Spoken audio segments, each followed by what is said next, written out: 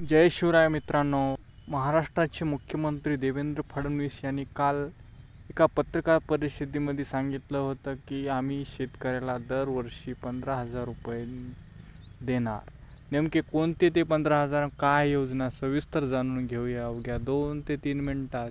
तत्पूर्वी चॅनलवर जर नवीन असाल तर चॅनलला सबस्क्राईब करा, लाईक करा, शेअर करा, म्हणजे असेच नवनवीन व्हिडिओ, नवनवीन माहिती सविस्तर तुमच्यापर्यंत पोहोचली जाईल. चला मित्रांनो, व्हिडिओला सुरुवात करूया.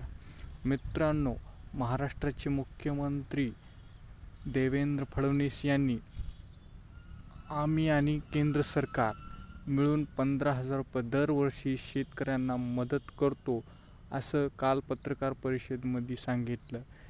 आणि हेच नेमकं कोणत्या योजनेतून हे पैसे होते तर मित्रांनो, महाराष्ट्र शासनातर्फे जे 6,000 रुपये जे नमो शेतकरीचे देण्यात येत होते, त्याच्यामध्ये महाराष्ट्र शासनाने 3,000 रुपयाची वाढ करून ते 6,000 ऐवजी 9,000 रुपये करण्यात आलेले आहेत. आणि केंद्र सरकारचे PM किसान योजनेचे जे 6,000 रुपये जे होते ते 6,000 आणि राज्याचे 9,000 असे मिळून केंद्र आणि राज्याचे 15,000 रुपये दरवर्षी महाराष्ट्रातील शेतकऱ्यांना आम्ही पैसे शेतकऱ्याच्या खात्यात वर्ग करणार आहेत किंवा मदत दिली जाते दरवर्षी 15,000 रुपये, असे देवेंद्र फडणवीस यांनी काल पत्रकार परिषदेमध्ये सांगितले.